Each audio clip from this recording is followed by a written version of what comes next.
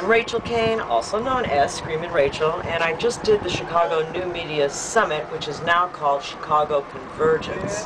The whole thing is, with the idea of limiting promoters, you are limiting all media, because everything depends upon the freedom that being in these clubs affords us all to learn about the music, to learn about the culture. So it's very important to keep this freedom alive. There's no way, as a promoter, and I am a promoter myself, that we will be able to afford this insurance and all these things that they're trying to do to be able to have parties. So that will mean effectively there'll be nothing for kids to do, there'll be nothing for people over 21 to do, and there'll be no new arts or media. So it's very important to stop this law because it violates our constitutional rights, and that's what I have to say. Absolutely beautiful. Go. My name is Brian Bender. I am the talent buyer at the ELBO Room, located at 2871 North Michigan Avenue, a block north of Diversity in Chicago. I feel that the Chicago's Promoter Ordinance it's going to kill music, it's going to kill local bands putting on showcases, promoters putting on good events, and even small venues to put on shows for local music. So if you have an opportunity, I would vote no for it. Call your alderman, let them know about it. There is a website you can go to, therecordindustry.com. Yeah, just say no. Support your local music. The ordinance is a bad idea, mainly because it affects DJs, artists, musicians of all lives throughout the city. It's a bad idea because, one, we need to have a place where we can come out and do our thing. If you take that away from us, I mean, come on, man, you're putting a lot of people out of work. I might sound a little crazy right now, but I'm at a great party. It's West Fest. Wonderful, wonderful idea. You know, with this Promoters Ordinance in place, this type of stuff wouldn't be happening. So keep it going, man. Show up at the next City Hall meeting when this crap is on the table and vote against it. Much love. My name is Diz. The proposed ordinance is unconstitutional. It violates the First Amendment by regulating speech in the form of advertising over broadly. It violates due process by excluding ex-felons who have paid their debt to society and persons convicted of petty theft. Federal court cases require a rational relationship between regulation of entertainment and risks to public health and safety. There is no such relationship here. The First Amendment to the United States Constitution guarantees all of us freedom of expression. And of course, the government is entitled, at all levels, municipal, state, and federal, the government is entitled to regulate speech so that it doesn't create a public safety or security problem. But the Supreme Court of the United States and the federal courts and state courts have been very vigilant over the years, appropriately so, to make sure that when the government does regulate speech, that it does so in a narrowly tailored manner that is focused on an identifiable problem, an identifiable threat to the public interest. This ordinance doesn't do that. As I said, it sweeps far too broadly. It encompasses web-based activity, including what you might put on a MySpace page. It encompasses kids who are trying to help their friends by giving out some flyers or even just fueling word of mouth about their performances and about the excellence of their music. And in addition to that, because it excludes people with criminal records, it has a disproportionate effect on people in the African American community, because one of the sad facts of American life is that far too many young black kids from the inner cities end up with criminal records. And this ordinance would tend to exclude them, and that disproportionate exclusion of people from the African American community raises an independent constitutional problem in violation of the Equal Protection Clause of the 14th Amendment. Chicago Promoters Ordinance, if you guys don't know what that is, that's Mayor Daley trying to stop us indie artists from doing our thing.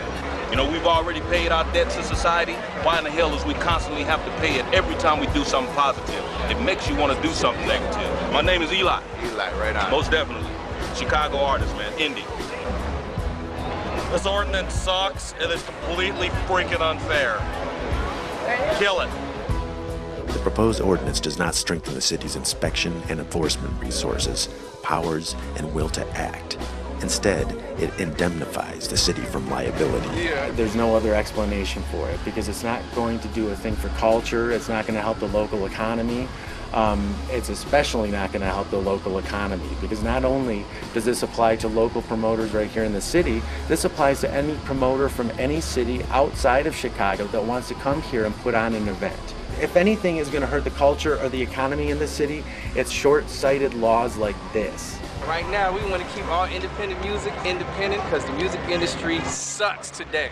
All right, and all of the true talent is already independent. So we're gonna shut you down, Mayor Daly. Bottom line.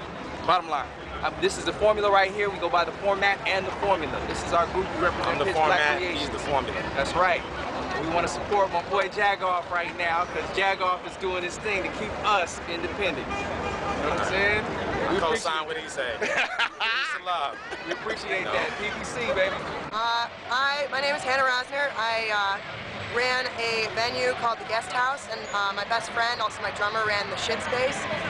We're an independent venue that had shows with 50 kids maximum, and we think the Chicago Promoters Ordinance is bullshit. I'm allowed to say that.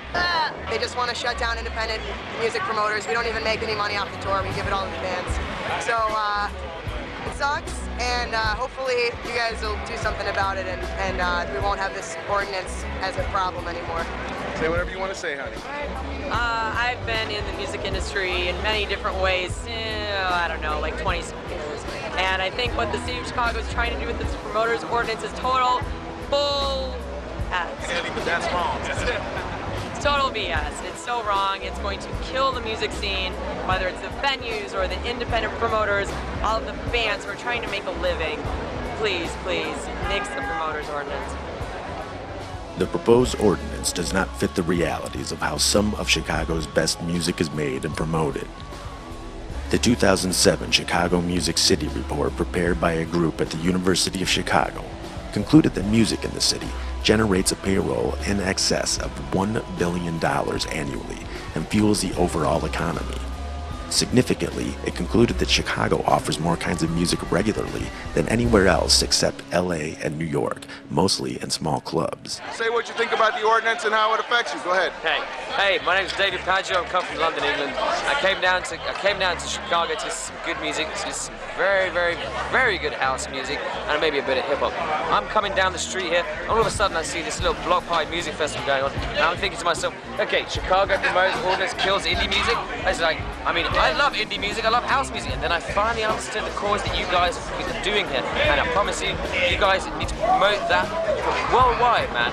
You guys are one of the founding places for house music, for all this kind of music. What kind of propaganda are you? And you know what? I support your cause 100%, man. Rock on. I hope you guys get through, and peace to Chicago. Right on.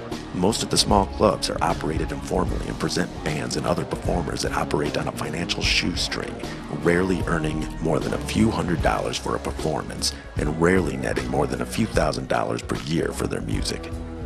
These bands and performers and the venues in which they perform scramble to attract an audience, relying on the band's circle of friends and an occasional part-time amateur street team to distribute flyers and generate word of mouth.